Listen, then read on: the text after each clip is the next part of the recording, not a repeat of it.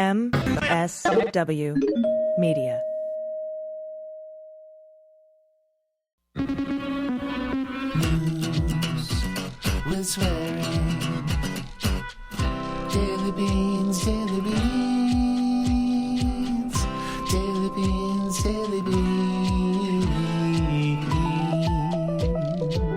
Hello and welcome to the Daily Beans for Wednesday, October 1st, 2025. Today, Secretary of Defense Pete Kegseth told a room full of flag officers to ignore the laws of engagement. Donald Trump says he wants a shutdown so he can, quote, get rid of a lot of Democrat things. A Reagan-appointed judge named Young issued an excoriating ruling against the Trump administration in a First Amendment case comparing ICE to the KKK. Oregon mayors condemned Trump's deployment of the National Guard to Portland. A judge rebukes Carrie Lake in court, alleging contempt. The Trump regime has deported a planeload of Iranians after a deal with Tehran. Kilmar Abrego's lawyers have filed a reply to the government's response to his Habeas petition before Judge Xinis. And a judge orders Trump to preserve $233 million in FEMA funding ahead of a potential shutdown. I'm Allison Gill. And I'm Dana Goldberg. Well, we won't pretend I made that mistake in the headlines. How are you? I'm doing all right. How are you? Man, I have to tell you, I've been doing the news stuff and podcasts for 8 years? Yeah. And this morning, it was for 2 hours, 3 hours, just nonstop, blow by blow by blow, news. HUD's doing this on their website. They put up a big message saying the shutdown is from Democrats who want $1 trillion for, I don't know, to make everyone transgender or something. Oh, boy. And then, of course, the heads of government agencies sent emails out to every single employee saying, hey, if the government shuts down, remember it's the Democrats' fault. That's, again, we can talk about how against the law that is, but that doesn't matter in this administration. And then, the Kegseth speech, people pinging me about that and everything that came out. We'll talk about that.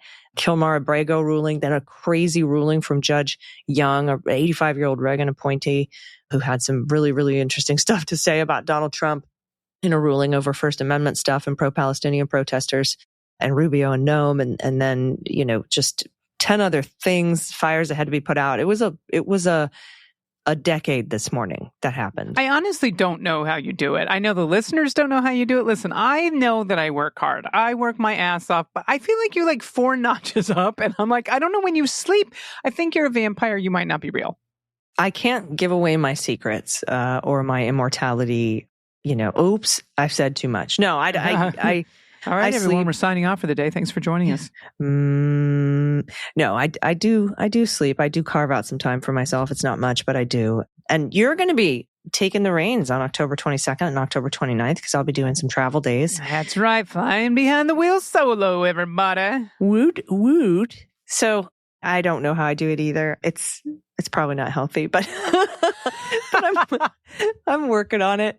And I do my best to take care of myself. And I've got a great support system. I've got you and I've got the wonderful listeners. I've got my family. So everything's going to be okay. We've got each other. Later in the show, Adam Klasfeld and I are going to discuss the latest in the Kilmar Abrego case. And we'll discuss that blistering ruling I talked about from 85-year-old Reagan appointee Judge Young, who is out of fucks. Cannot wait. Out. OWT. Yesterday's news. Bell bottoms. He's out of fucks to give. Also, I just wanted to kind of bring up something fun that kind of happened right around the time we were recording yesterday. Carrie Lake got taken to the woodshed too. Let's listen to what the judge had to say to her. What you just said is one of the most insanely idiotic things I have ever heard. At no point in your rambling, incoherent response were you even close to anything that could be considered a rational thought. Everyone in this room is now dumber for having listened to it. I award you no points, and may God have mercy on your soul. Okay, that wasn't the judge, but that is your 80s and 90s reference for today, or maybe it was the early 2000s. I feel like it was totally appropriate. It's all just mushing together the decades for me at this point. But yeah, in light of what happened with Carrie Lake, U.S. District Judge Royce Lambert found himself in a scenario similar to that of judges who oversaw Lake's dubious election-related lawsuits as a candidate. And he had to take her to task. The Reagan appointee's ruling blocked the firings at Voice of America for now and described Lake's actions as potential contempt of court. He even said the only reason I'm not finding you in contempt, Carrie Lake, is because no one asked me to. So he says the court must offer an observation on the concerning disrespect the defendants have shown toward the court's orders since the entry of the preliminary injunction. It is the court's view that the defendant's disregard for its earlier orders to produce information would more than support a trial on civil contempt. The defendant's obfuscation of this court's request for information regarding whether the reduction in force plans comported with the preliminary injunction has wasted precious judicial time and resources and readily support contempt proceedings. That said, the plaintiffs have not requested such proceedings, and the court declines to pursue contempt sua sponte, meaning like by ourselves. However, its deference to the plaintiffs with respect to further proceedings should not be mistaken for leniency toward the defendant's erstwhile conduct. That is a judge's way of saying, you know, what they said in the clip that I just played you. That's exactly it. So that, and listen for Adam Klasfeld later in the show. We'll get to Young's ruling, which is honestly, of all the rulings I've read since I've been covering the court, this is by far, far and away, head and shoulders, the most excoriating of any of them. Love it. Yeah. All right. We have a ton to get to today. So let's hit the hot notes. Hot notes. All right, first up, from the Wall Street Journal, of all publications, President Trump hailed the use of military force to police American cities, telling generals and admirals during a Tuesday address that it was important to quell the enemy from within. Now, San Francisco, Chicago, New York, Los Angeles, they're very unsafe places. We're going to straighten them out one by one. That's what Trump told hundreds of senior U.S. military officers packed into a hall at Marine Corps Base in Quantico, Virginia. Quote, "This is going to be a major part of some of the people in this room. That's a war too. It's a war from within." That's what Trump said. Now, Trump's speech, which lasted well over an hour, followed an address by Kegseth, who last week summoned generals and admirals from around the world to go to this meeting. And much of Kegseth's talk centered on his longstanding contention that U.S. military standards were relaxed during previous administrations, in which diversity and inclusion were part of the Defense Department's personnel policies. Quote, "When it comes to any job that requires physical power to perform in combat, those physical standards must be high and gender neutral. If that means no women qualify for some combat jobs, so be it." That's what he said. Trump praised Kegseth's talk and doubled down on the role that he sees for the National Guard and active duty military in stopping what the president described as disorder at home, preventing illegal immigration and targeting suspected drug smugglers in Latin America. Quote, "I told Pete we should use some of these dangerous cities as training grounds for our military, National Guard, but military, because we're going into Chicago very soon." Training grounds, Dana. Mm-hmm. Now, Trump also underscored his policy of conducting airstrikes against suspected drug traffickers. Those strikes have been carried out against boats at sea, and Trump has previously suggested they might be conducted against targets on land as well. Quote, "The military is now the knife's edge in combating this sinister enemy. We have to put the traffickers and cartels on notice." Kegseth on Sunday ordered 200 National Guard troops to be sent to Portland, Oregon, under federal authority to fight what the White House has described as rampant lawlessness in the Democratic-led city. The deployment is, quote, "to protect federal property where protests are, quote, occurring or likely to occur." So, likely to occur. That kind of takes away you remember the emergency that you were talking about yesterday? Yep. This is an emergency because stuff might happen. And by the way, you can't issue an emergency restraining order because there's not an emergency. So, Yeah, whoopsie. Oregon's Governor Tina Kotek has charged that the deployment of the National Guard is unnecessary and it's an abuse of power. And it is. And the state is suing to try to block it. There's going to be a hearing Friday on that. Fantastic. And yes, in a related story, this one's from Politico. Mayors from the Portland metro area, they sharply criticized Trump's threat to deploy National Guard troops to the city as unnecessary act of aggression that could endanger residents of the region. And that's exactly what it is. Portland Mayor Keith Wilson, now this time appearing on a news conference Monday with mayors of cities nearby, echoed Oregon Governor Tina Kotek's declaration that the state's largest city does not need assistance from the National Guard, despite Trump's claim that the city has been ravaged and local immigration facilities are under siege. No, what they're doing is they're violating, I think their contracts is what they're doing. And I quote, "This type of help that's being offered isn't being asked for." That's Wilson. "It's not necessary. The number of troops that we want or need is zero." Very clear. 17 mayors from around the state formed a coalition committing to coordinate efforts to protect civil rights and public safety should the National Guard be deployed.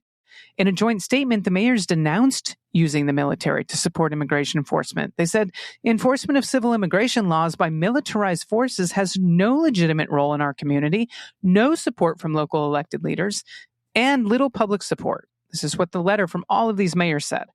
Trump's depiction of Portland, by the way, rooted in long-standing fixation with the city dating back to the city's volatile protests following the killing by police of George Floyd in 2020, it didn't align with the reality. This is what several mayors are saying because Trump was showed bullshit videos from Stephen Miller, by the way. Mm-hmm. And this is a quote, "We stand here today to tell the president he's listening to the wrong people." This is from Mayor Lacey Beatty of Beaverton, Oregon. She said the president cannot watch footage from over half a decade ago and believe this is the Portland that we're standing in today. And that's what Stephen Miller did. A Justice Department attorney argued Monday that Oregon's urgency to block the Guard deployment was largely manufactured. No. And he said, what's happening here is very limited in nature, said the attorney, Christopher Edelman, who noted that the 200 troops amounted to just 3% of the state's total Guard contingent. They didn't ask for any, they asked for zero. Not an emergency, but definitely an emergency. Yeah. It's Schrodinger's emergency. I get it. All right, next up from the Times, the Trump administration is deporting a plane load of about 100 Iranians back to Iran from the United States after a deal between the two governments. That's according to two senior Iranian officials involved in the negotiations and a U.S. official with knowledge of the plans. Iranian officials said the plane, a U.S. chartered flight, took off from Louisiana on Monday night and was scheduled to arrive in Iran by way of Qatar on Tuesday at the earliest. The U.S. official confirmed that plans for the flight were in the final stages, and all of the officials spoke to the New York Times on the condition of anonymity. The identities of the Iranians on the plane and their reasons for trying to immigrate to the United States were not immediately clear. The deportation is one of the starkest efforts yet by the Trump administration to deport migrants, no matter the human rights conditions in the countries on the receiving end. The expanding deportation campaign has sparked lawsuits by immigrant advocates who have criticized the flights. Now, for decades, Dana, the United States has given shelter to Iranians fleeing their homeland, which has one of the harshest human rights records in the world. Iran persecutes women's rights activists, political dissidents, journalists, lawyers, religious minorities, and members of the LGBTQ community, among others. I think we're well on our way. Mm-hmm. In the past several years, there's been an increase in Iranian migrants arriving at the southern U.S. border and crossing illegally, including many who have claimed fear of persecution back at home for their political and religious beliefs. In addition to inflicting political oppression, Iran is in the throes of an economic and energy crisis with a plunging currency, sky-high inflation, unemployment, and water and power cuts. The economic situation is bound to get even worse with the return of the UN Security Council sanctions, which went into effect on Saturday. So it's just pure punishment. Just pure punishment. Yeah, cruelty's the point. Do have some better news from Politico, everyone. The federal judge blocked the Trump administration on Tuesday from permanently steering $233 million in FEMA disaster relief funds away from 12 blue states, issuing a restraining order just hours before a deadline that would have seen the funds lost forever. U.S. District Judge Mary McElroy, a Trump appointee, by the way, to a Rhode Island-based court, said the administration's abrupt decision to repurpose the funds from those states just days before the September 30th end of the current fiscal year, it seemed to be plainly illegal. Her ruling ensures that the funds remain available while the states continue to litigate to reclaim them. It's, and I quote, yet another case where the administration is saying, I'm going to do what I want to do and not what the law says and make the court make me.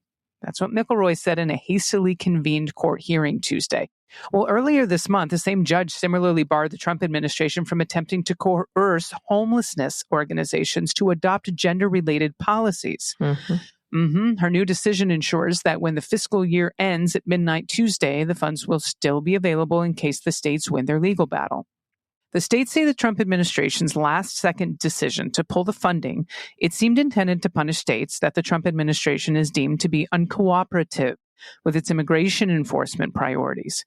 That's notable, they say, because other federal judge, another one in Rhode Island, George W. Bush appointee William Smith, ruled last week that the administration's bid to coerce states to comply with its immigration enforcement priorities was illegal. Another Mm-hmm. one. That's a Republican appointee. Now, McElroy said the administration's decision to pull the funds so quickly after Smith's decision was of great concern. McElroy said this sort of last-minute changing of the way the funding happens, and especially when it happens right in the wake of Judge Smith's decision, is concerning. A Justice Department lawyer had urged McElroy to reject the state's emergency effort to preserve the funding, saying it would deprive other states where the Department of Homeland Security had intended to reallocate the funds. But What? I know. McElroy said she wanted to preserve the status quo and ensure that the funds would still be there if the states prevail in their lawsuit. What? I know. So he just wanted to gobble up all that $233 million in FEMA to blue states and send it to red states. Yep, that's exactly it. What a bunch of dicks. They really are. I mean, come on. I can't. And this military that Kegseth wants to build, a bunch of, he wants to build the date rape brigade, you know? Yeah. Just a bunch of dickheads practicing war fighting on U.S. citizens in blue cities. That's exactly it. To prepare them for fighting our foreign foes. He even pulled out the old 1984 thing that peace can only be achieved through violence. Yeah. It's just awful. It's just crazy. And this been reversed, and this son of a bitch tried to do this with red states. And I'm telling you right now, with all these the FEMA stuff. No, I'm just talking about this military stuff. Like going in there. If this happened to be a Democratic president, this would never happen. But let's say Trump was a Democrat. And he was like, well, he was a long time ago. But let's say he still was. And he was going to do this with the red states. He would never do it because of open carry. Those people, you want to see him defend the Second Amendment? I think what he's really trying to instigate a fight with peaceful cities. Yeah. But not everyone in that city is going to let them just roll over. And that's one of the things I worry about Portland. So Portland, if the military goes in there, I just be smart, be safe, chill. but be chill. And they want you to escalate this. They're trying to get you to escalate this. Yeah, so that they can say, look at the Democrat terrorists in the anarchic jurisdictions. We need the Insurrection Act. We need to secure the polling places. And all Antifa. And everybody wants the transgender. Whatever that means. Oh my God. One of the podcasts, the two women, the Kinkles, she calls them Kinkles. Oh, the I've Had It podcast? Oh my God. It was on the CNN Have I Got News for You? And it was Joy Reid was on there and they were talking about everyone gets a transgender. And I'm saying the word like that because that's what Trump said. And Joy Reid was like, wait. Like do we get to pick the transgender? Like we all get a transgender like to hang out with, like to bro out with? Like I'm in. I mean, it was ridiculous. Yeah. Anyway, by the time you're listening to this show, the government will probably be shut down because Mike Johnson took everybody and went home. He wants it shut down. Trump wants it shut down. Trump said it today. He said today, shutdowns are great because I can get rid of Democrat stuff. Yep. And he said he wants to fire Democrats. It's just... I know everybody listening. Thank God all the Democrats have been documenting them being in the chamber ready to vote and documenting the doors being locked, documenting them not calling on them for roll, documenting them just adjourning and sending everybody home without calling for any floor votes. Like Democrats are at least documenting this. I'm not saying the Republicans are going to see it because it might just be in our algorithm, but at least they're documenting on video and posting it on social media. Yeah, agreed. All right, everybody, after this break, we're going to have some good trouble. It's going to be first up in the good news. And then after this break, we're going to talk to Adam Klasfeld for a bit. We're going to talk about the latest filing in the Kilmar Abrego case and that there's a hearing coming up on Monday. And then we're also going to talk about this amazing ruling from Judge Young. So stick around. We'll be right back. After these messages, we'll be right back. Hey, everybody. Welcome to The Breakdown and welcome to All Rise News. Thank you so much for joining us. I woke up today to my phone blowing up. There were like 26 things going. I'm on the West Coast, so I tend to get things pretty early in the morning. The first thing everybody wanted to alert me to was what was going on with Pete Kegseth and his Macho Man rally at Quantico. And in Quantico, Virginia. And then the HUD website has a big red alert on it saying the Democrats are going to shut down the government, which is an absolute lie. The Republicans don't need a single Democratic vote to fund their own whatever they want to do for the next 2.5 months. And I can talk about that separately. I know some people think that 60 votes are required, but that is not the case. In fact, 11 days ago, the Republicans used their simple majority to change a rule to get 48 Trump nominees appointed all at once. They know exactly how to poke a hole in the filibuster. They can do it here if they want, if they really cared about keeping the government open, but they don't. They want to shut it down, and they want to shoulder it on Democrats so that every single crappy thing they do in the next couple of months, they can try to blame on Democrats. But we're not that stupid. Anyway, I digress. But then I started getting texts and emails about not just an Abrego motion that was filed as a reply in the Habeas case in Judge Xinis' courtroom for Mr. Abrego. Not just from the lawyers, but from Adam. You sent me a message on that too, and we'll get to that in a minute. But then Judge Young's ruling came out. A scathing, one of the most, I've used scathing so many times when I talk about court rulings or things that are going on from the bench when it comes to this Department of Justice and the Trump administration, Kristi Noem, whoever's being sued du jour. And I'm out of adjectives to describe what Judge Young put out today, who's a Reagan appointee. And I wanted to bring Adam Klasfeld. I wanted to jump onto a live conversation with you because you read through this Young ruling, and let's start there because I can tell you that even though I'm out of adjectives, this is the most scathing ruling that I've ever seen against the Trump administration since I've been covering the Trump administration, and it's not even close. So talk about this case, and we can dive into what the ruling says. Right. Well, this is a ruling in the case of the advocacy groups for academic institutions who are challenging Trump's policy of targeting pro-Palestinian students for deportation. But it goes so far beyond that in this ruling. As a matter of fact, one of the things that made this ruling so extraordinary, Allison, is how it began. You see just right above the caption is Judge Young he includes a note that was sent to his chambers in this scrawled text on a postcard. It says, "Trump has pardons and tanks. What do you have?" He replies to that heckler, "Dear Mr. or Mrs. Anonymous, alone I have nothing but my sense of duty.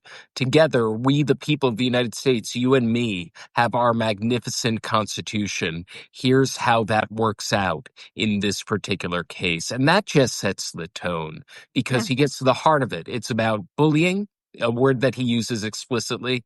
It's about the First Amendment. It's about attacks on the First Amendment. It has the right to speak in this country. After he issues this ruling, and it's more than 160-page ruling, right after the conclusion, there are more than a dozen pages under the heading "Justice in the Trump Era," and a kind of fearful meditation on his part that says Trump seems to be winning, and that the constraints aren't working. He talks about how federal courts have been moving slowly, and in moving slowly, in a footnote, he writes this, that it keeps people from actually using the court because that is too expensive for most litigants. This ruling finds the Trump administration in violation of the First Amendment, says that Marco Rubio and Kristi Noem, together and through officials in the Department of State and the Department of Homeland Security, work together to violate the First Amendment rights of protesters. This isn't only the case of Mahmoud Khalil, Vermesa Ozturk, Mohsen Madawi, all the names that you have heard. This is the case that's taking on that policy writ large, and it's the first part of the ruling. It is going to be a separate stage of the proceedings to determine remedy. But I want folks to read this ruling because, as you said, Allison, I haven't seen anything like this. I haven't seen a judge start an opinion with a frankly threatening letter that he received on a postcard scrawled by the supporters of a president who's a litigant in that case, and answering that person's supporters with a real palpable sense of fear for the Constitution and the constitutional order. There are, as I said, more than a dozen pages about justice in the Trump era. And it ends on this note of questioning, is he correct? Now, I should say, who is this fire-breathing judge that we've been talking about? A Reagan appointee, William Young, appointed more than 40 years ago to the federal bench. He quotes the man who appointed him to the bench, Ronald Reagan, talking about how freedom is a fragile thing. And he quotes that inaugural address, not as president, but as a governor of California. And he ends with a meditation about about freedom being a fragile thing, and that he fears that Trump took out a cynical message that, yes, it is fragile, a darker, more cynical message, he describes it, that it is fragile, and maybe, he doesn't say this outright, that he can break it. I'm going to read directly from the ruling and how it ends. I fear President Trump believes the American people are so divided today that they will not stand up, fight for, and defend our most precious constitutional values so long as they are lulled into thinking their own personal interests are not affected. Is he correct? And that's a tone that ends the ruling. It gets more scathing throughout. We'll have a lot to talk about. In talking about Rumeysa Öztürk and the fact that she was arrested by masked ICE agents, he goes through a blistering aside where he compares the mask wearing by ICE agents to, quote, cowardly desperados and the despised Ku Klux Klan. That's the association that comes into his mind when we think about masks. And in all our history, we have never tolerated an armed, masked, secret police. This is a federal judge appointed by a conservative president, sounding the alarm in the highest pitched warning you can imagine. I mean, steadily, I shouldn't say, this is a steady ruling. This is a strong ruling. This is a blistering ruling, but there is no doubt anyone reading this ruling that he is sounding an alarm, hoping that people will listen to it.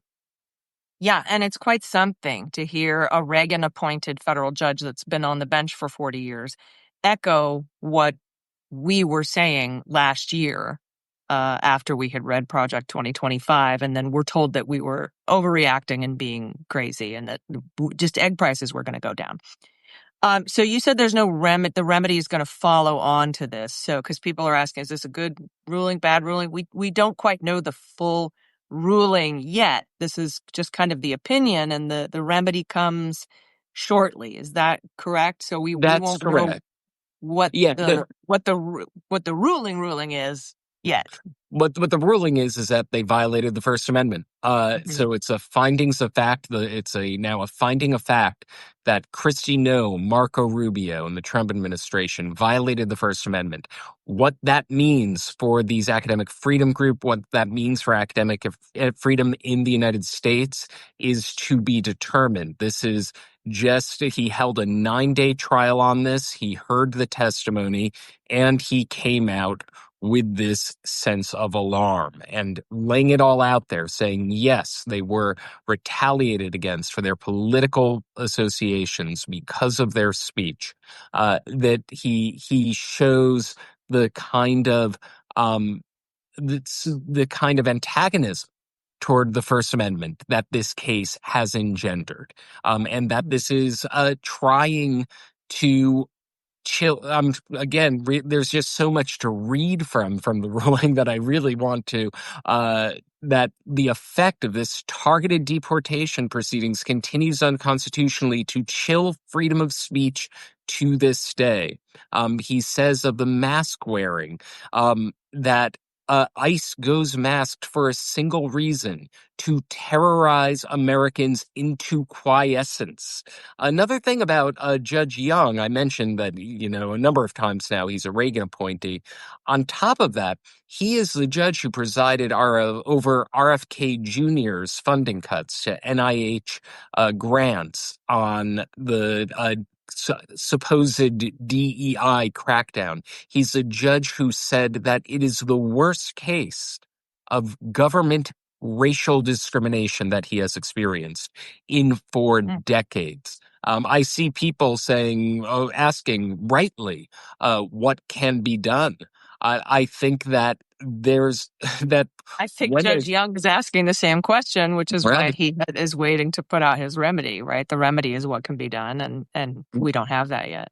Right. And I think it's also, he is using this language that to jolt us out of complacency, that this is not a ruling of that folks, it's a sounding of the alarm for folks to wake up and to act and to protect their freedoms. I think this is that a passage like that would generate a discussion on why do we collectively tolerate the masking of government agents in the streets. That in all of our history, he says, we have never tolerated an armed, masked, secret police.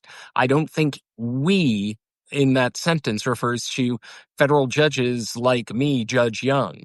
I think he is saying us collectively. What do we tolerate? What do we as Americans speak out against? So it's an extraordinary ruling. I have it up in full on the website, All Rise News. You can see top left of your screen now if you're watching. You can access the full ruling and some highlights of this. But it's an extraordinary decision. It is. And somebody asked, are we going to hope that the military generals save us? I just want to address that. No. Military generals, first of all, people, I see a lot on social media, people are under the impression that military generals can arrest the president. They cannot. The president is not subject to the Uniform Code of Military Justice as a civilian. I know he's the commander-in-chief, but he's the civilian commander-in-chief. That's by design. It would need to be the attorney general or a state attorney general or district attorney to apply the law and go forward from there. And we know this attorney general isn't going to do anything. But some of the things in this ruling, a very important part, he says, Judge Young says, this case, perhaps the most important ever to fall within the jurisdiction of this district court. And we could look back and see what important cases have fallen on the jurisdiction of this court, and there have been many. Right. He sees this as the most important. It squarely presents the issue whether non-citizens lawfully present here in the United States have the same free speech rights as the rest of us. The court answers this constitutional question. Unequivocally, yes, they do. No law means no law. The First Amendment does not draw President Trump's invidious distinction, and it's not to be found in our history or our jurisprudence. No one's freedom of speech is unlimited, of course, but these limits are the same for both citizens and non-citizens. So this was that whole Kristi Noem in front of the Congress testifying that habeas corpus is actually a right of the president and not a right of the people. Another quote, and I think you brought this one up, this court finds by clear and convincing evidence that Noem and Rubio deliberately and with purposeful forethought took actions to intentionally chill the rights to freedom of speech and peacefully to assemble of these non-citizen plaintiffs. They have, it's so important, and he drives this point home, that non-citizens are protected by the Constitution and responsible to it as well. If you break a law and you're a non-citizen, you will go through due process here in the United States, and you are protected by the Constitution. Whether you're a visitor, a non-citizen, a citizen, it doesn't matter. If you're here, you are protected and under the authority of the Constitution of the United States. There's a footnote. You talked about the masks, and he says it appears to be a byproduct of using special agents whose previous work was focused on criminals. And that's interesting, too, because we have a massive diversion of resources in this country in federal law enforcement, where we've got folks on the Joint Terrorism Task Force at the FBI, we've got folks at HSI, we've got folks at the DEA, we've got all sorts of agencies that have been pulling agents to work in ICE and this mass deportation effort. And it appears, according to the judge, that the reason they're wearing masks is because they used to, be law enforcement for the FBI, for example. And so they used to do jobs that focused on criminal law, and now they're doing jobs focused on civil law, because immigration is not a crime. It is a civil issue. It's not a criminal issue. And so former criminal law enforcement people now working in the civil space are wearing masks, and that's a resource problem. He also talks about true patriots who, in order to do their duty, have been weaponized by their highest superiors to reach foregone conclusions for most ignoble ends. He's talking about the ICE agents or the federal agents that testified in his 9-day trial about what they've been asked to do and what they've seen. And he wanted to reach a hand out to them and said, thank you for your bravery and standing up and telling the truth about what happened here, because they're being asked to do these, what is it? Ignoble ends. Things for ignoble ends.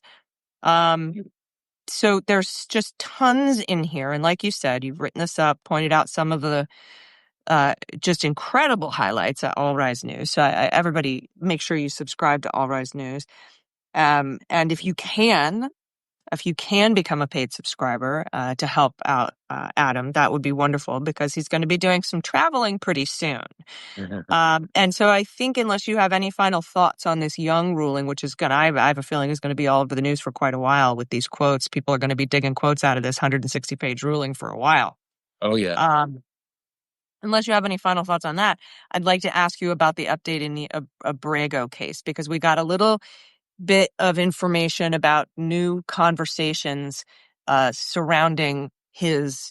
Everybody remembers that he was offered Costa Rica if he pled guilty to both counts of human smuggling, and if not, he's going to go to Uganda or somewhere else in Africa, and as punishment for exercising his rights to oppose what is happening. And so this reply was filed. It's a reply to the government's response to his original habeas petition to Judge Xinis. And so this reply is addressing the government's arguments that they made against his original habeas petition, which you have covered, and I think we talked about when that petition was filed. So talk a little bit about what's come up new, because when the government files their response and they make arguments against the initial habeas petition, Abrego's attorneys have the right to address those arguments even if they weren't in the original brief. Right. So talk about what's new in this reply in the habeas case in front of Judge Xinis.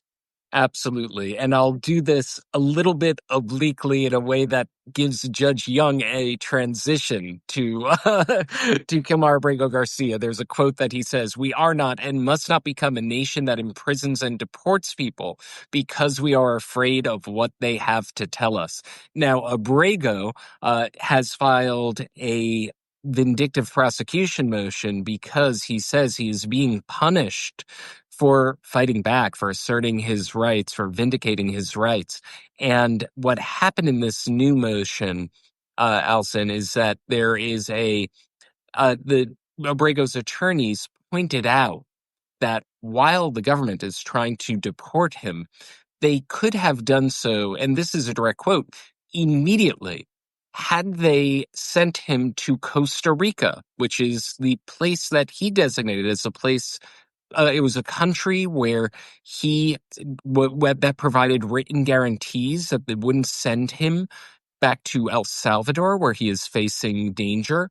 That they could have tried to just deport him immediately, effectively sabotaging the right to a trial. The trial wouldn't have existed if they sent him out of the country. But now they're trying to send him to Uganda and Eswatini. Eswatini being the last remaining absolute monarchy in the African continent. So why are they trying to send him to Eswatini or Uganda? That the argument from Abrego's attorneys is they want to make an example of him because he fought back after being expelled from the United States to a terrorism prison in El Salvador where he was tortured. So that in order to prevent him from asserting those rights, they give him this ultimatum. If you plead guilty to these charges that justify retroactively or you're being expelled from the country, we'll send you to Costa Rica. If you assert your right to pretrial release that 2 federal judges found you were entitled to, we will send you to one of these 2 human rights abusing nations.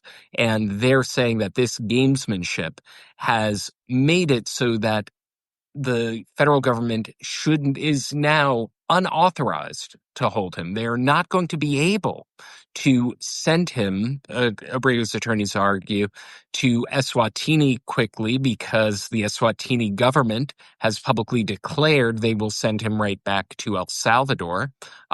They said that in a social media post on Twitter.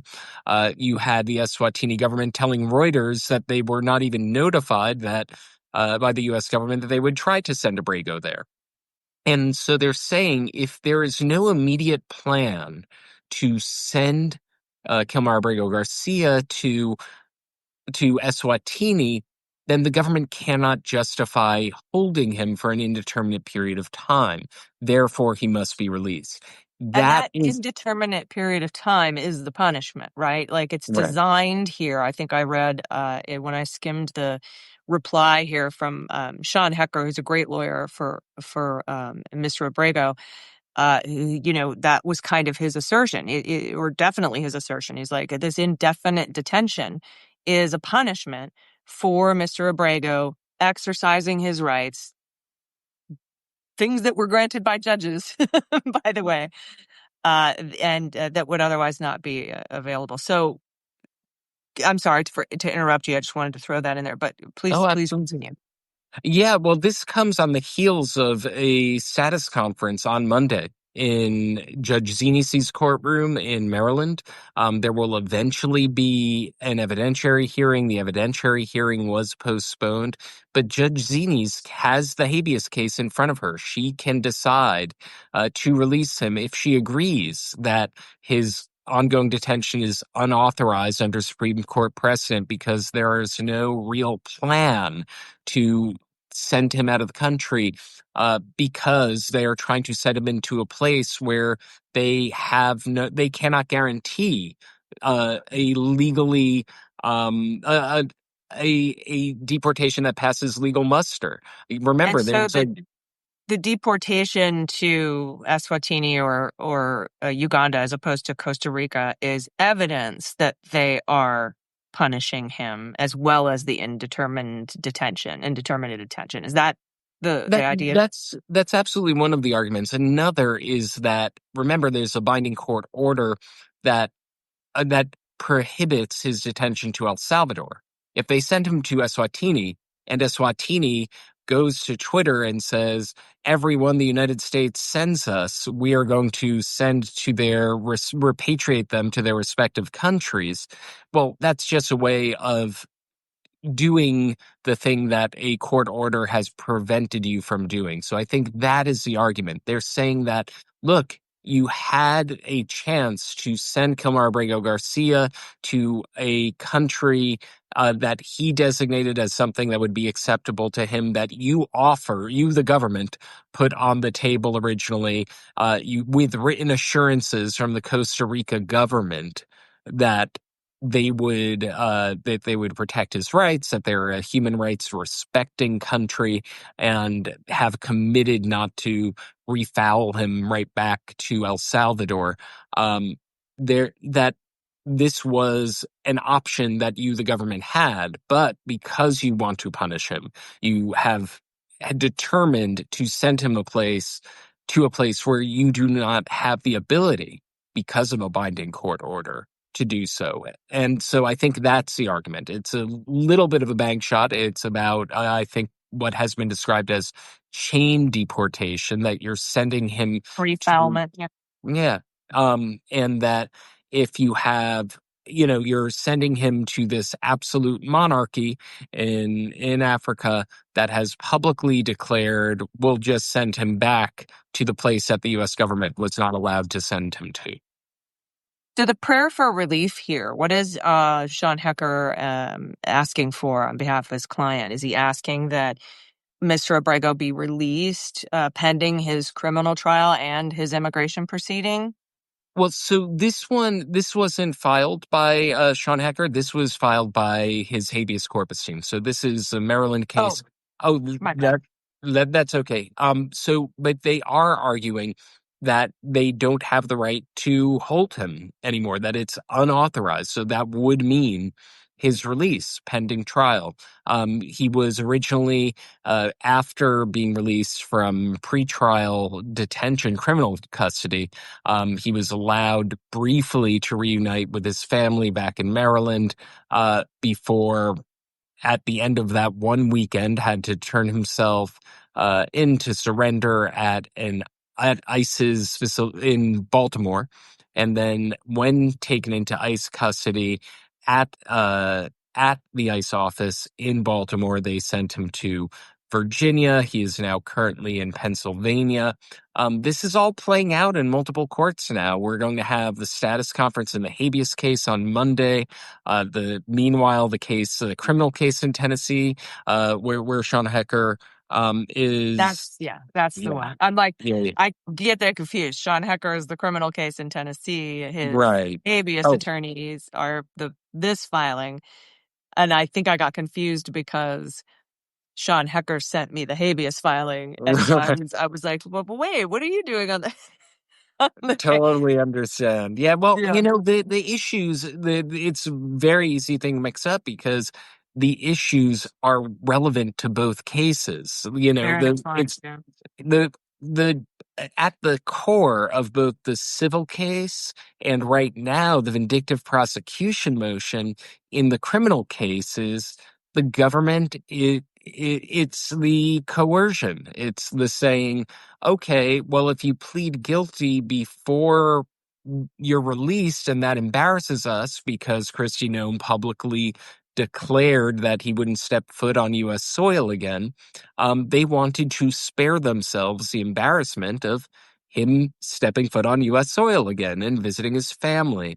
That didn't happen. He asserted his right to release. That was that he won in front of two federal judges, a magistrate and a district judge, for asserting his rights. That's the vindictive prosecution argument, that he's being punished for asserting his rights, that no more is Costa Rica on the table, a country that would be acceptable to him.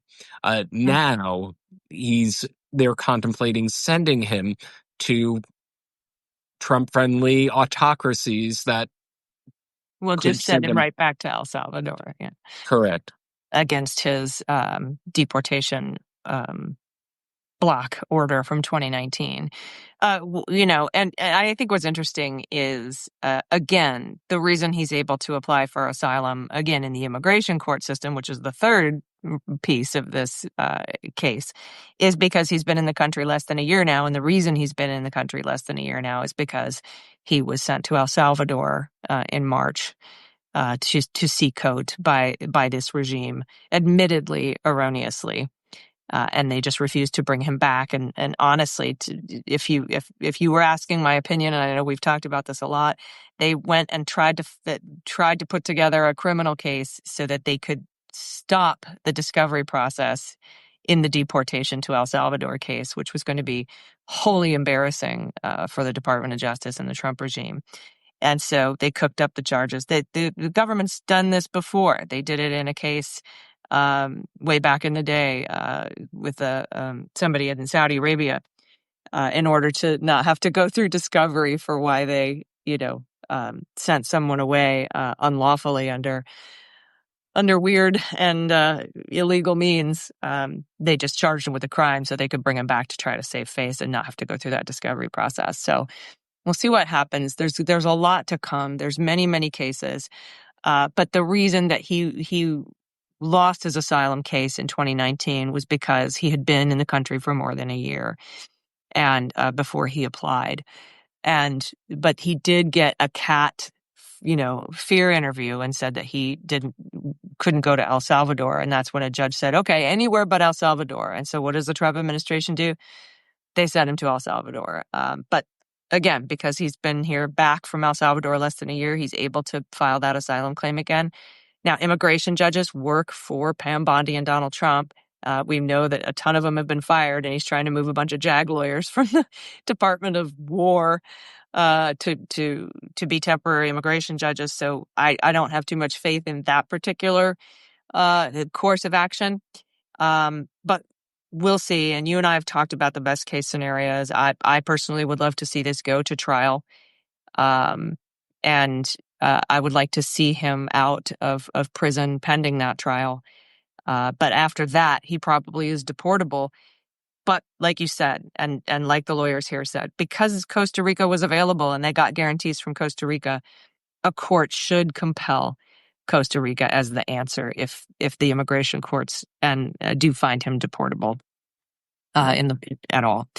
So that's what we're looking at. That's the big picture. And of course, you can follow all of it on All Rise News. When is the next hearing in Abrego that you're going to be attending? And between now and then, didn't you say that you were also going to be traveling for another case?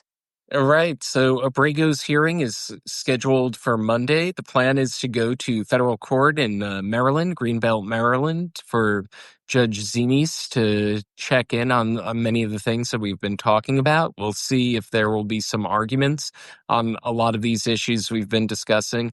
Then at the end of the week, there is the arraignment of a former FBI director of the name of James Comey. Next week. So that next week, the Friday after this coming. So it's going to be a big week next week. And the hope is, both of them are pretty close to where I am here in New York City, and try to catch both of them and report on the ground. Yep, you're going to be spending a lot of time on the train, my friend. Oh, yes, that Northeast corridor. Yep, just hold your nose through New Jersey. I'm kidding. I love you. Oh, I am a Jersey boy. I disclosed that this morning. So, and all the time, I am proudly a Jersey boy. It's just a very industrial area that the train happens to roll through. That's all. I understand. Anyway, thank you so much again for joining me. I'm going to be replaying this on my Substack. You'll be replaying this on your Substack. If you missed any part of it, you want to watch the whole thing. I'm also going to be putting this interview in tomorrow's Daily Beans podcast. If you haven't listened to the Daily Beans yet, it is free wherever you get your podcasts. It's a quick way to get your news and maintain your sanity because there's appropriate profanity. And we always end the show with some good news, whether it's listener submitted if we can't find any good news in the actual news. But it is, I think, something that one of the things I'm most proud of that I've created is this podcast. It helps keep people informed without having to pull your hair out every day. So check it out if you get a chance. Like I said, it's absolutely free to listen wherever you get your podcasts. And this interview will be in tomorrow's Daily Beans as well. Again, subscribe to All Rise News. If you can financially support, all the content is available, but if you can financially support Adam, it really helps. He's out there doing all the traveling and all the reporting on his own in an independent way. It helps keep him independent. And so he doesn't have to answer to any major corporate conglomerates. And the same with the breakdown. Right. Absolutely free to subscribe. If you're able to support us, that's great. But it's not a requirement to get our content. So I want to thank you for joining us today. And if you have any final words to share with, we have 1,500 people here listening. Thank you so much for being here. If you have any final thoughts to share with them. Well, thank you very much, Allison. Always a pleasure chatting. I'm sure we'll be chatting more with the big hearings next week. And I really appreciate everything you're saying. And you're right. This is a moment to support independent media that will not be intimidated, will not back down, and will work hard to get the facts. So We wouldn't fire Jimmy Kimmel. exactly. And we also will provide the resources for when folks do try to fire Jimmy Kimmel. How do you speak out and make those corporations back down as they did so quickly? Yes. All right. Well, before my phone continues to blow up anymore, I'd like to bid everyone farewell. Again, click subscribe up here. Smash the heart button, as the kids say, to up the algorithm here. And we appreciate everybody joining us, and we'll see you next time. Thanks very much. I'm Allison Gill. I'm Adam Klasfeld. Thanks again. Everybody, welcome back. It's time for the good news. Who likes good news, everyone? Then good news, everyone.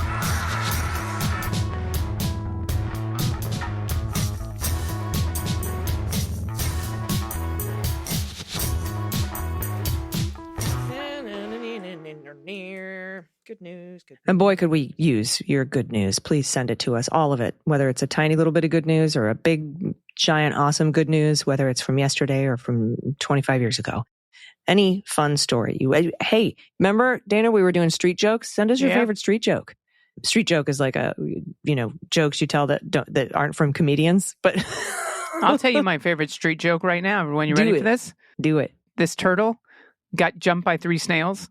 And when the cops asked him what happened, he goes, I don't know. It all happened so fast. It's one of my favorite jokes of all time. And it gets funnier and funnier when you think about it. That's a good one. So send us your street jokes. We could all use a laugh. We all need to microdose that hope. You can also send a shout out to a loved one or yourself or a small business or a nonprofit you want to highlight. Shout out to a government program that's helped you or a loved one. Maybe it's a government program that's not around anymore and you would like to bring it back. We'd love to hear from you. And all you got to do to get your submission read on the air is submit your pod pet tariff, which really just means attach any photo that you want. It's fine. You can attach your pet. And we'll see if we can guess the breeds if you want us to. An adoptable pet in your area. If you don't have a pet, you can also just grab a random photo of an animal on the internet. We love animal photos, especially baby animals. I know. Dana loves baby otters, especially. All otters. They don't even have to be babies. You can send that to us. You can send us a photo of some rallies you've been to, some of your favorite protest signs, maybe a photo of you and your friends having a sign making party or a postcard writing party or text banking. Maybe you've been to a town hall recently and you want to share some photos from that. A photo of sunset, your happy place, your garden. What are you growing? What are you knitting, crocheting, quilting, painting, writing? We would love to see and hear all of it. Send it all to us, dailybeanspod.com, and click on contact. All right, first up is your good trouble. This is from Anonymous, pronouns he and him. Good morning, leaders of the Leguminati. A good news / good trouble combo. Oh, all right. Oklahoma has put some less than quality people in positions of power. Not leadership, just power positions.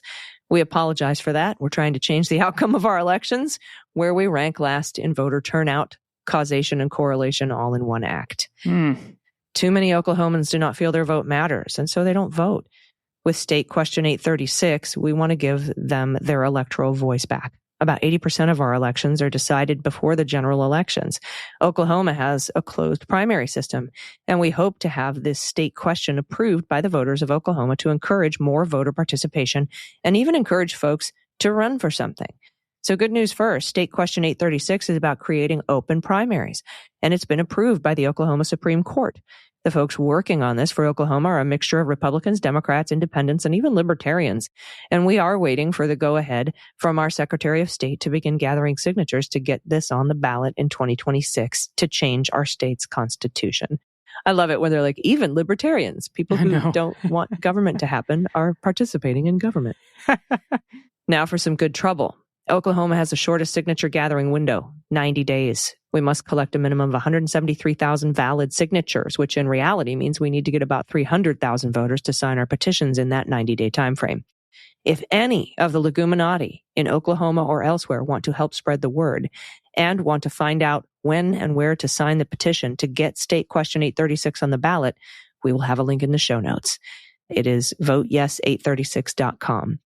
And we will need people to help gather signatures. As always, a task this large can use a bit of money too. State Question 836 is at the Tulsa State Fair until October 5th.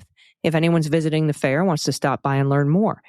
We are in the SageNet building in booth 527. For Pod Pet Tax, here's a few pictures of Frances Kate, aka Francine. Her breed should be an easy win for you, showing her support for Open Oklahoma's primaries at the Tulsa State Fair. Look at this baby poodle. Oh, sweetness. Oh my gosh, is that you, Anonymous, as Uncle Sam? I mean, that would be pretty awesome. Because, holy cow, you have your election outfit and your Halloween outfit and your 4th of July outfit all in one outfit. And maybe he wears this all the time. Maybe that is who he is. I would wear this all the time if I had this outfit and that beard. I would too. Absolutely, I would. Oh Thank my God. you. Thanks for kicking us off. All right, this is from Chill Pronoun She and Her. Dear fearless leaders of the Leguminata, Allison and Dana. I've been a listener since the kitchen table days. I especially love it when the two of you are on together and we are treated to your infectious peals of laughter. Thank you for keeping us informed and smiling. Honestly, Jill, those are some of my favorite times too. I'm writing to share a shout out to the Affordable Care Act, the ACA, my son and my brand new daughter-in-law 8 years ago, just days before my son turned 26. He hit bottom with a substance use disorder. He became alarmed for his health after several trips to the ER due to alcohol-induced seizures, shakes, and increasing neuropathy. Fortunately, he finally reached out to me to get help. My experience working with Healing to Wellness courts, so treatment courts, helped us navigate the insurance approval process and find a rehab that would admit him immediately. The rehab was costly, but fortunately, his dad's and my insurance were able to cover a lot of the costs thanks to the ACA. My son was always a competitive kid, and he put that competitive energy into getting and staying sober. After about 1.5 years of sobriety, he was fully employed, living independently. He decided to try a dating app for the first time, his third conversation with a beautiful red-haired author. They met and fell in love very quickly. They shared a love of tattoos and an inability to resist adopting pets. Same. Right? She had independently published over 43 books, all of which had the most gorgeous, sensuous covers you can imagine. She writes in the fantasy and romance genres with a strong focus on romantasy, monster romance, and stories featuring strong feminist characters and magical worlds. This past August, Simon & Schuster published the first of her 3-book series, The Deathless One, now available in bookstores. So I so admire how she stayed true to her dream of being a full-time writer. The past weekend, they were married on a perfect day, surrounded by so much joy and love of family and friends. I'm including the cover of The Deathless One and a picture of the happy newlyweds. And for Pod Pet Tax, a picture of my son holding a bouquet of 3 kittens that they rescued. So much of this would not have happened without the ACA. I hope everyone will keep fighting for it. This is a gorgeous wedding photo, first of all. Secondly, congratulations to your son for taking control of his life and living his most beautiful, for falling in love with this gorgeous human being, for holding 3 kittens, and to the gorgeous human being for writing this book of a trilogy that is going to Simon & Schuster. This is beautiful. This is the whole submission is fantastic. It brings me so much joy. I need to get these books. Yeah. Oh my goodness. That is a gorgeous cover. Thank you so much for that good news. That was a good one. Now we have one from Anonymous, no pronouns given. Good morning, Beans Queens. My note is for DG, and it's a recommendation as well as a shout out to an amazing pizza joint in Minneapolis, as well as the surrounding suburbs. It's called Pizza Luce. It's a local chain with 3 or so locations. Amazing pizza, worth the wait. Check them out if you're in town. Okay. Writing that down? You got your list of Minneapolis stuff? Doing it. Attaching a photo of our rescue hound, Leia. Yes, she as in Princess Leia. My family are all big Star Wars fans. Enjoy the pizza. Oh, look at the baby dog. So cute. I'll grab the next one too from Heidi, pronoun she and her. Hi, Bean Fam. I love that. Bean Fam. That sounds like a great shirt. Bean Fam. I want to give a shout out to my brother-in-law, Paul. He married my sister when my niece was 3. From the first day he met her, he was smitten. He played Barbies, put on jewelry and makeup to play princess, learned all about the Cheetah Girls, went to Taylor Swift concerts, and coached over a decade of soccer. He let her dictate the rules of their relationship, and over the years went from Paul to stepdad to dad. He loved her from day one. Saturday, he walked her down the aisle as she got married. My niece is an amazing young woman, and a big part of that is because of the amazing man who helped raise her. As pod pic tariff, I'm including a picture I snapped of my niece dancing with her dad with an expression of full joy. Heidi, I'm tearing up. This is so beautiful. This is so beautiful. Mm. I feel like I have seen that photo, but maybe I am wrong. Okay, this one is from Anonymous. Hi, ladies. I'm a member of a school board in Oklahoma City. Hey. That is often known as being super conservative, although I actually think we are very quietly progressive. Oh, Now, quietly, I see. Quietly, Sneaky. thank you. If I could read, that sentence would have made more sense. The good news is that everybody, and I do mean everybody, in the state is happy to see Walters go. This makes me very happy, Anonymous. Bars across the state held bye-bye rye parties. Oh my God. I have never seen people from such different ends of the political spectrum come together in dissatisfaction and dislike for the same person. I do want to point out that as of the time I'm sending this, about noon on September 30th, he has not actually resigned, which means we are stuck in limbo where our governor can't appoint someone new. What a dick, just sticking his shit where it doesn't belong. Yeah. Our state school board had to put up with him leading their meeting last Thursday, the day after he went on Fox News to announce that he was resigning. Side note, he asked a studio from a local station if he could use their studio for his interview. They agreed on the grounds that he would answer their questions after. He did not stick around, and there is a glorious video going around we're calling the Walk of Shame, where a badass reporter keeps following him as he leaves the studio. I saw this, asking questions that he just blatantly ignores. We're going to have a link in the show notes so everyone can see this joy. It's great. Tuesday, Walter sent out an email to all parents in Oklahoma that talks about his transition out of the State Department. I love that. But I guess he's allowed to transition, but trans kids aren't. But as of yet, there has been no formal resignation. I'm going to stay anonymous to protect my district, but just know there are lots of us down here fighting the good fight and doing what we can to protect all of our kids. Anonymous, I don't know who you are, but I fucking love you. Yes. Sending a pic I found online of our state bird, the scissor tail. I also... As a lesbian, I know. There's got to be a lesbian joke in a scissor tail. Yep. I was waiting for the joke when I saw the scissor tail. Yep. It's a beautiful bird, though. Oh my gosh. Okay. That's so cool. You're on the school board in Oklahoma City. Thank you for doing the Lord's work, the actual Lord that we respect and love. I think, it makes me super proud that there's somebody on a school board listening to the Daily Beans in Oklahoma. And maybe you don't even believe in the Lord, and that's okay too. All people are welcome here. I just want to be clear because I'm not a religious person. I think there's a higher power. I don't know who they are. I just like to think I'm not alone out here. The universe. The universe. Yep, indeed. All right, next up from Kate, pronoun she and her. Here's a little bit of levity for our leguminous community today. Our family has a foster dog who we're hoping to adopt. We've named him Captain Raymond Holt, a.k.a. Cappy, because he's just like his namesake. He's stalwart, meticulous, disciplined, wicked smart, and fiercely loyal. Unlike his namesake, Cappy has a favorite yard for depositing his gifts. I'm not a jerk, so I do clean up after him, but darn if it isn't tempting to let the Trumpers who live here see what Cappy and I really think of their hate-mongering sign. Okay, so this is where the dog likes to take a shit, and it is a Trump-supporting house. That's what's happening. You may have to zoom in, but that's a Trump 2024 yard sign in the background. Here's another pic of him and his wild ears in a more dignified pose. Your What the Mutt guess is as good as mine. We'll do a DNA test on him when he's officially ours. Congratulations. I hope you get him, Kate. He's fantastic. Look how cute he is. Adorable. The ears are everything. Like a Boston Terrier German Shepherd. He's just cool looking dog. Yeah. Can't wait till you get those DNA results. Send them in to us and send us all your good news. dailybeanspod.com. Click on contact. We need it all. Just sit and think. Actually, it's probably a good exercise to stop thinking about the news, stop doom scrolling for a second, and just think about good stuff that's happened to you in your life. Yeah, do it. And then pick your favorite and send it in to us. We would love to hear from you. And thanks to everyone who sent in their stuff. Again, that's dailybeanspod.com. Click on contact. Whew, we're halfway through the week. There's still more of this week to go. We'll see where we end up, but we'll be back in your ears tomorrow. Do you have any final thoughts, Dana? I do not. All right. Until tomorrow, please, everyone, take care of yourselves, take care of each other, take care of the planet, take care of your mental health, and take care of your family. I've been AG. I've been DG. And them's the beans.